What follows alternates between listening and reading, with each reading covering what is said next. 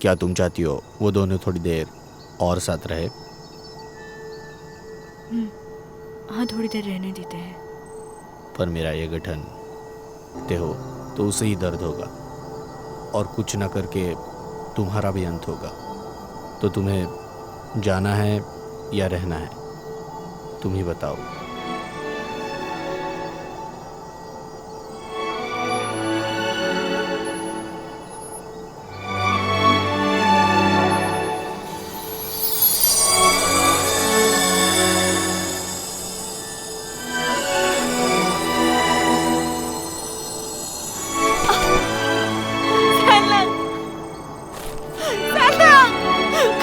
मत जाओ सैनलंग, तुम कहाँ हो सैनलंग? सैनलंग, तुम मत जाओ सैनलंग। अगर मर भी जाती हूँ फिर भी मुझे तुम्हारे साथ रहना है। सैनलंग, सैनलंग।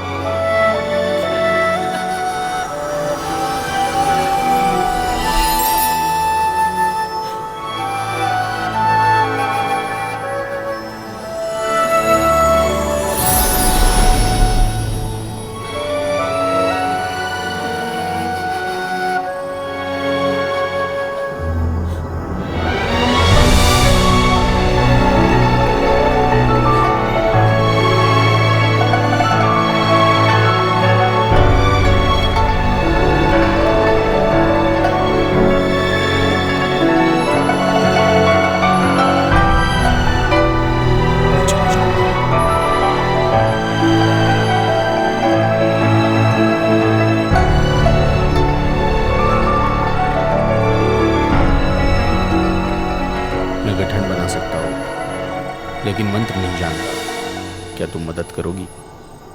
ठीक है, जब मंत्रों की बारी आती है तो मैं कभी गलती नहीं करती, चाहे जो भी हो जाए।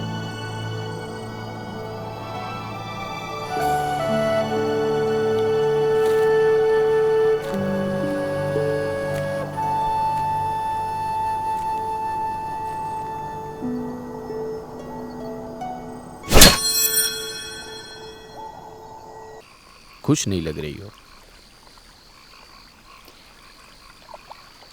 इस सब का बीज तो 15 साल पहले बो चुका था, तो इसमें खुश होने की क्या बात है बताओ? लगता है इस सब से तुम काफी प्रभावित हुई हो। वो इसलिए क्योंकि मैंने युद्ध भूमि पर कई जाने जाते हुए देखी है।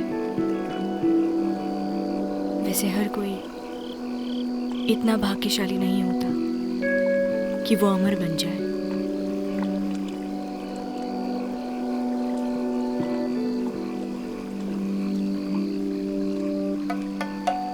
नहीं पता कि मैंने उसे जो सलाह दी वो सही थी या गलत, अच्छी थी या बुरी।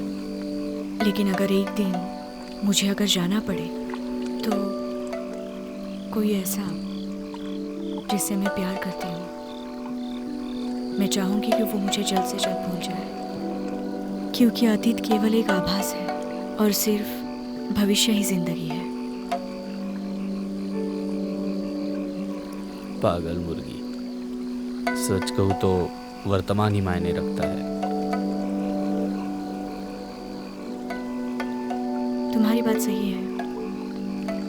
देखो ना, मैं समझती थी तुम पत्थर दिल हो, लेकिन तुम किसी की मदद करने से नहीं कतराते। मैं तो बस मदद करना चाहता था। चलो चलते हैं।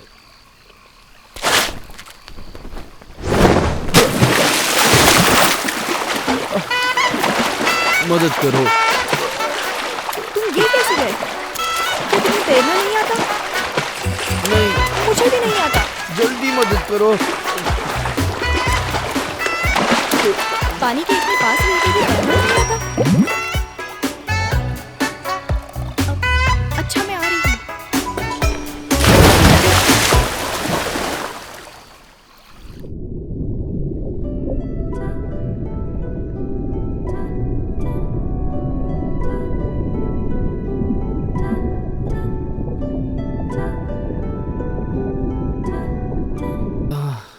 तुमने मेरे बाल क्यों पकड़े? हाँ?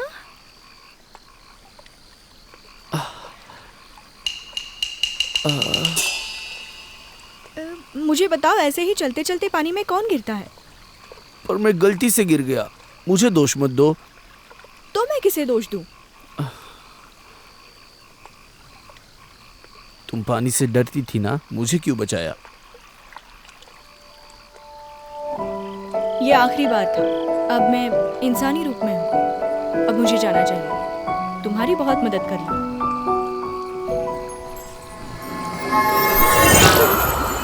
हाँ? हाँ? क्या मैं फिर से मुर्गी बन गई? क्या बन गई तुम? चुप रहो। तुम्हारी हंसने की हिम्मत। फंसाओगी तो मेरे कपड़े तुम्हें आएंगे नहीं, इसलिए ये सब। तुम्हारी सिलाई बुरी है, मैं नहीं पहनने वाली। आओगी। चिंता में तुम्हारी सुबह निकल गई। भूख लगी है? हाँ। रुको जरा।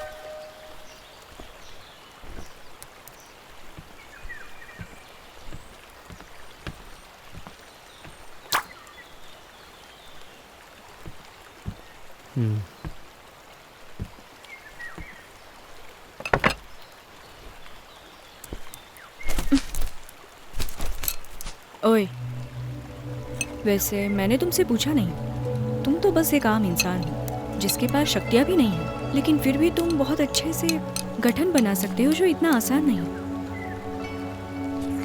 तुम हो कौन बताओ? एक अच्छा आदमी। अगर तुम मुझसे पूछो तो मुझे तुम अजीब लगते हो। तुम्हारा गुस्सा भी अजीब है, बर्ताव भी अजीब है। मुझे देखो, मैं एक पक्षी हूँ जो बात करती है और इंसान में बदल सकती है। हाँ, लेकिन तुम बिल्कुल भी डरे नहीं और साथ में मेरी मदद भी की। क्या तुम्हें पहले से पता था कि मैं कौन हूँ? अटकल और भाग्य बताने में कोई बड़ी बात नहीं है, और ना ही ऐसा सब करके मैं खुश हूँ। मैंने तुमसे नहीं पूछा क्योंकि मैं नहीं चाहता, यदि भाग्य ने अनुमति दी तो हम साथ हो जाएंगे, वरना इसका उल्टा भी हो सकता है। फिलहाल बस इतना जानो कि इससे कुछ खतरा नहीं है। क्या तुम किसी स्वर्ग के देवता के बदकिस्मत शिष्य हो जो शिक्षा भुगतने के लिए यही रुक गए? मेरा कोई और मतलब नहीं है। मैं बस साबित करना चाहता हूँ, मैं किसी भी स्वर्ग के देवता का बदकिस्मत शिष्य नहीं हूँ जो परीक्षण के लिए यहाँ आए थे। ये तुम क्या बोल रहे हो? साबित करना मतलब? हाँ, मांस कहाँ गया? हाँ? मुझे अभी चाहिए। मैंने कहा मुझे दो। मैंने एक निवाला भी नहीं लिया। मूर्ख कहीं के, मैंने कुछ भी नहीं खाया और तुमने पूरा खत्म कर दिया। बाहर निकालो। मैंने कहा बाहर निकालो, वापस दो। मुझे भी बहुत भूख लगी है। बहुत गुस्सा है मुझे। आ रहा हूँ।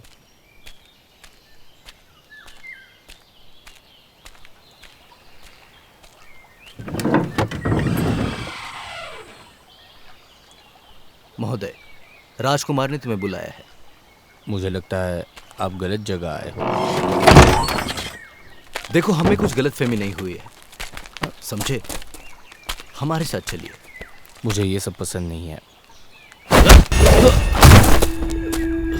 देखो, इस तरह हमारा वक्त बर्बाद मत करो। चलो हमारे साथ।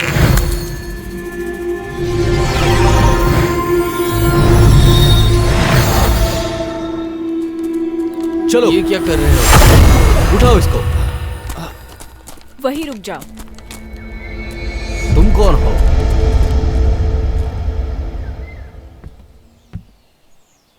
पहले ये बताओ कि तुम कौन हो और मेरे गुलाम को हाथ लगाने की हिम्मत कैसे हुई? क्या तुम्हें अपनी जिंदगी प्यारी नहीं है? तुम बड़ी गलती कर रही हो। हाँ, किंगशन सिटी के राजकुमार ने इन्हें राज दरबार में बुलाने का आदेश दिया है। आप इसमें दखल अंदाजी मत करो।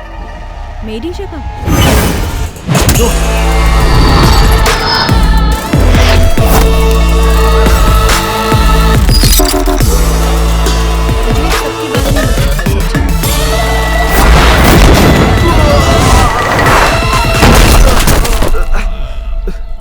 अगर मेरे गुलाम से मिलना है तो मुझे परवाह नहीं कि वो यहाँ का राजा है या स्वर्ग का। उसे कहो खुद आके मिले।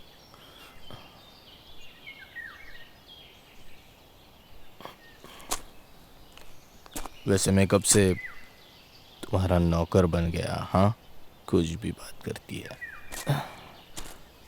ओए, हाँ, ये क्या है?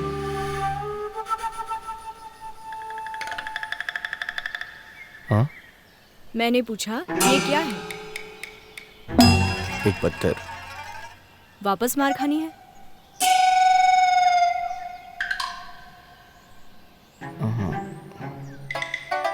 मुझे लगता है शायद तुमने वो देख लिया। असल में वो एक गठन बनाने का पत्थर है। और वैसे वो यहाँ क्या कर रहा है? वो गठन की ताकत नियंत्रित करता है। तुम क्यों नियंत्रित कर रहे हो? वो अगर तुमने उसकी शक्ति नियंत्रित नहीं की और पत्थर निकाल दिया तो तुम तुरंत ही मानव रूप में आ जाओगी। और एक मानव और स्त्री का ऐसे रहना शिष्टाचार के विरुद्ध है, इसलिए मैंने ये किया। मेरा मतलब है तुम और मैं, पुरुष और स्त्री एक ही जगह पे, ये सब अच्छा नहीं लगता। और तुमने ये कब बनाया? कुछ समय पहले। और वो कब था? वो तुम जिस रात आई।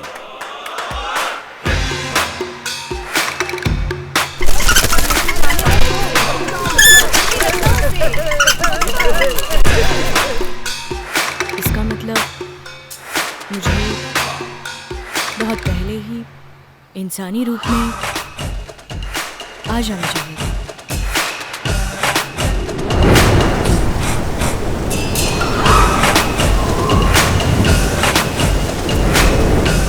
तुम जानते भी हो कि तुमने ये सब करके मेरा कितना बड़ा अपमान किया है। मुझे लगता है तुम जानते हो और चुपके से तुम मेरा मजाक बना रहे हो। देखा मैं कितना सह सकती हूँ। अगर आज मैंने तुम्हें नहीं माना तो मैं अपने ही नजरों में गिर जाऊंगी। इतना सब सहने के बाद तुम्हें हर उस चीज की कीमत चुकानी पड़ेगी। बाहर निकलो।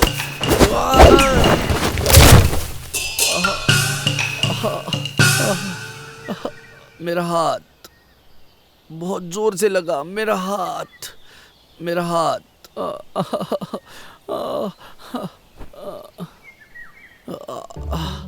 मुझे लगता है ये टूट गया है।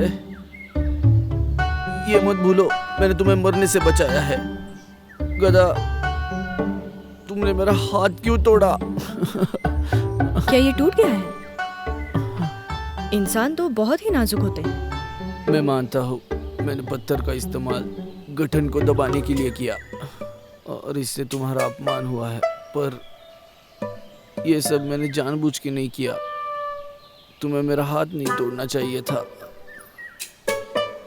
तुम मेरे प्रति इतनी क्रूर कैसे हो सकती हो? ये तो पहले से ही बीमार था। मुझे इसके साथ ऐसा नहीं करना चाहिए था, सच में।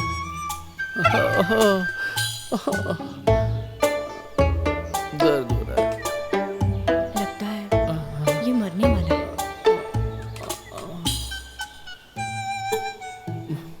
बहुत दर्द हो रहा है। कहीं मैं मर ना जाऊं। क्या तुम मुझे मूर्ख समझते हो कि मैं तुम्हें इतनी आसानी से मरने दूंगी?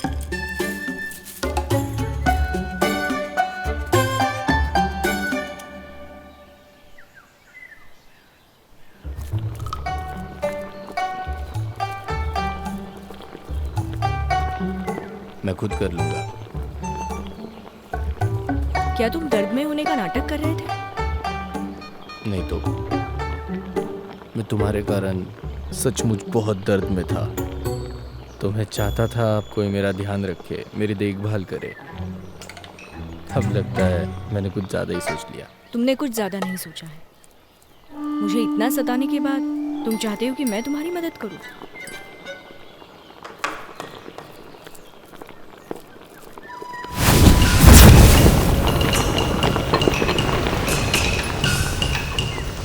एक कारण बताओ कि मैं तुम्हें क्यों ना मारूं। मजाक मत करो। वैसे थोड़ा मांस अंदर पड़ा हुआ है, ज़रा रुको, मैं तुम्हारे लिए कुछ बना के लेके आता। जरूरत नहीं, दवाई तैयार है, तुम आराम करो। मुझे बचाकर तुमने जो मुझ पे एहसान किया है, उसके बदले मैं तुम्हें जाने दे रही हूँ, इसलिए निकल जाओ। इसका मतलब क्या है? मैंने कहा पहले ठीक हो जाओ। मेरा सिर।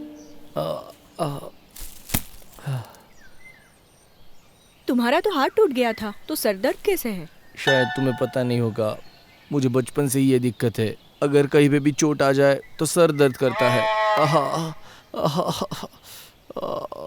तो फिर अब तुम्हें आदत हो गई होगी, सह लो थोड़ा सा। हाँ, लोग सही कहते हैं, मेरा भाग्य ही खराब है। मेरा कोई परिवार नहीं, दोस्त नहीं, यहाँ तक पड़ोसी भी चले गए। अब तुम भी जा रही हो, पर सुनो, किसी को मेरी खबर कर देना। 10 दिन या आधे महीने बाद कृपया यहाँ के मेरा शव लेके जाए। तुम्हारा तो बस हाथ टूटा है, फिर क्या जरूरत है? अमर लोग क्या जाने नश्वर की पीड़ा। अब मैं असमर्थ हूँ। इस टूटे हाथ से मैं पहाड़ भी नहीं चढ़ पाऊंगा, और साथ में घर के काम भी नहीं कर पाऊंगा। और वो बुरे लोग अपना बदला लेने फिर से जरूर आएंगे। जाने दो, अब मैं तुम्हें फिर से परेशान नहीं करूंगा। ठीक है, तुम चली जाओ, मुझे ऐसे हालात में छोड़ के चली जाओ।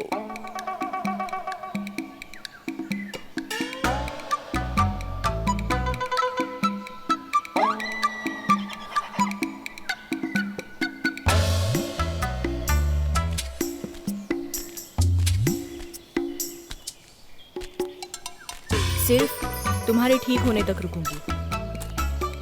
मुझे पता था, गदा, तुम बहुत अच्छी इंसान हो।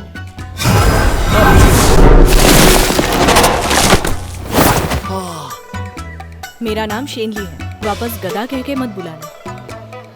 शेनली, पर ये एक लड़की का नाम बिल्कुल नहीं लगता। जिंग यून, ये एक आदमी का नाम बिल्कुल नहीं लगता। एकदम सही कहा। तुम यांग में यून मिलकर खुशी से रहेंगे। सपने में। तुम बहुत कमजोर हो। जरूरत नहीं है।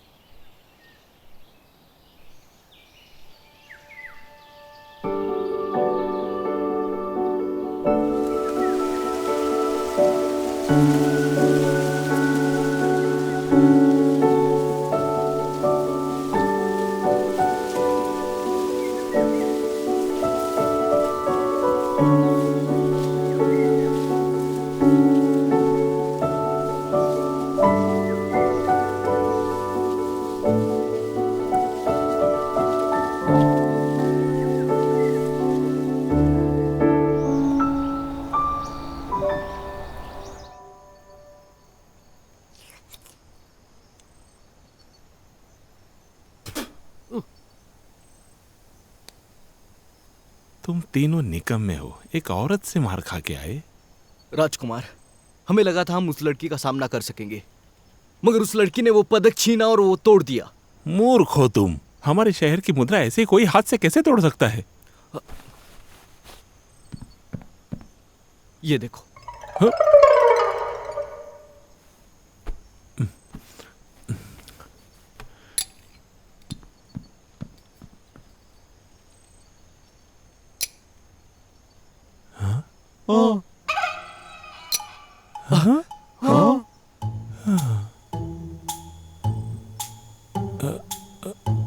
ठीक है ठीक है, फूशेंग कहाँ पे है? फूशेंग वो फिलहाल काम में व्यस्त है और वो यहाँ पर नहीं रहते। राजकुमार, वो दोनों व्यक्ति बहुत गरीब स्थिति में रह रहे और उनके घर की कुछ हालत भी ठीक नहीं है। शायद उन्होंने आज बहुत बुरा बर्ताव किया क्योंकि उन्हें खुद को बहुत बड़ा दिखाना था। मुझे लगता है कि आप उन्हें नजरअंदाज कीजिए ताकि हम अगली चाल चल सके। तब तक फंगशु भी आ जाएंगे। अब तुमने सही बात की है। किसी को अच्छी जिंदगी नहीं चाहिए। अनजान और उदार लोग कभी कभी असभ्य भी हो सकते हैं। आप बिल्कुल सही बोल रहे हो। कुछ दिनों बाद उन्हें एहसास होगा कि आप उन्हें नजरअंदाज कर रहे हो। इसके बाद वो आपके पास जरूर आएंगे। हाँ, तुम जा सकते हो। शुक्रिया, फिर मिलेंगे, फिर शुक्रिया आपका, शुक्रिया।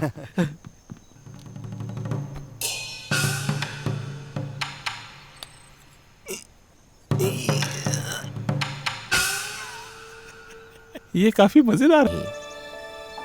इस तरफ रखो।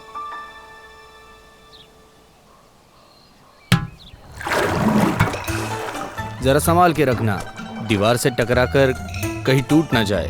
हाँ, क्या अब ठीक है? मेरा सर।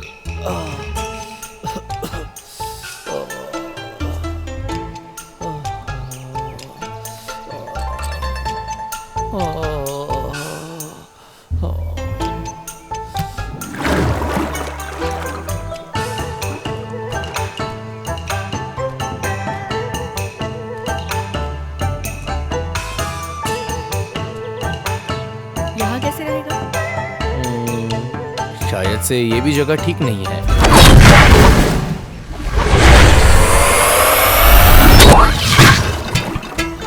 अरे वो गमला, मेरा गमला कहाँ गया होगा? मेरा प्यारा गमला।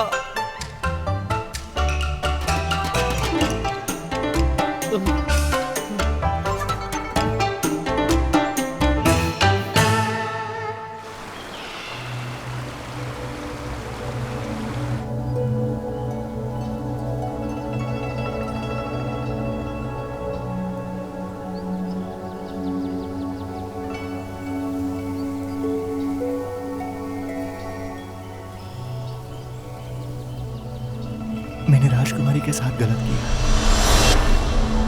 ख्याल रखना।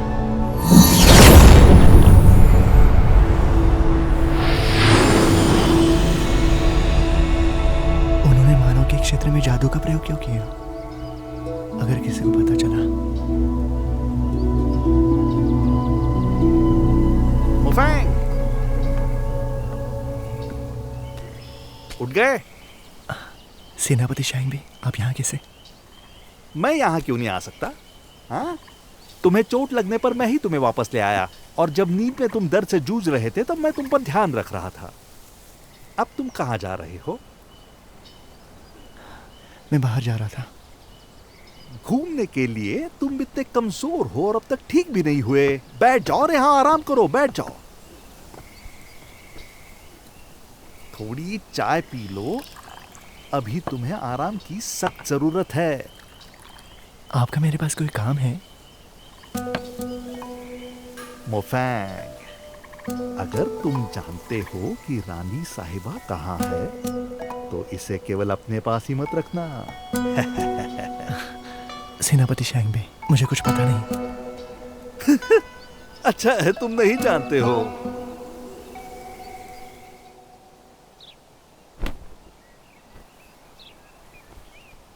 लकड़ी काट दी है और अलमारी भी साफ कर दी, और तुम्हारे लिए बिस्तर भी बना दिया है। और कुछ चाहिए तो बताओ। तुम मेरी मदद ही कर रही हो तो और भी कुछ काम है। अच्छा बताओ, कुछ भी हो बताओ, क्योंकि मैंने तुम्हारा हाथ तोड़ा है तो मैं पूरी जिम्मेदारी लेती हूँ। क्या चाहिए तुम्हें? वो तुमने यहाँ पे गिरे हुए सूखे पत्ते साफ नहीं किए। अच्छा, अभी करती हूँ। अरे रुको, अब क्या हुआ? एक बात है। यहाँ गिरे हुए सारे सूखे पत्ते मैं हमेशा ही हाथ से उठाता हूँ।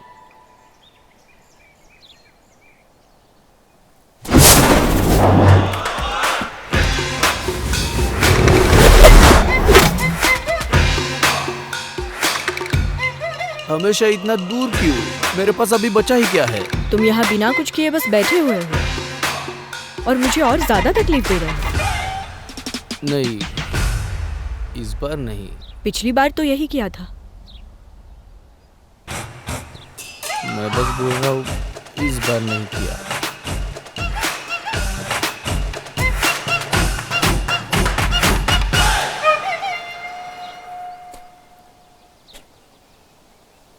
मेरे साथ चलो।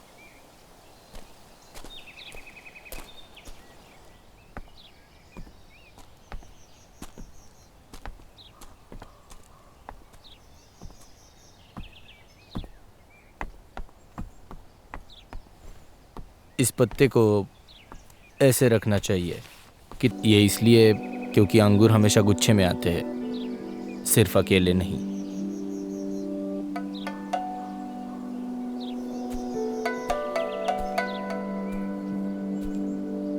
ये नश्वर मेरी हर बात समझता था जब मैं अपने रूप में नहीं थी, और ये हर तरह के अजीब गठन बनाना जानता है। सोचने पर लगता है ये जो भी कर रहा है बस मुझे यहाँ रोकने के लिए कर रहा है। क्या हमारा मिलना बस एक इत्तेफाक है? मुझे देखना चाहिए, कहीं ये आत्मा क्षेत्र से भेजा हुआ जासूस तो नहीं। खा के देखो। लेकिन तुमने कहा अंगूर अभी तक पके नहीं।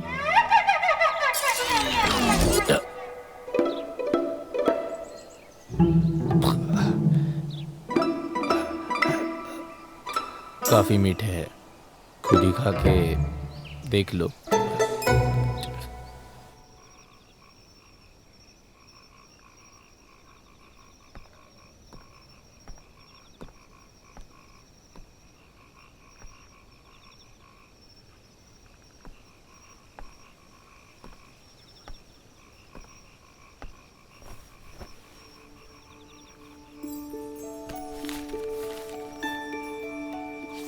साल 16, 7वें महीने का 30वां दिन। अंगूर के पेड़ ने 9,239 अंगूर दिए और बचे हुए बीज 39,211। साल 16, 8वें महीने का 9वां दिन। अचानक हुई वर्षा ने तालाब का स्तर 3 इंच तक बढ़ाया। ये सब उसने क्यों लिख के रखा है? क्या उसे इसका कोई फायदा होगा?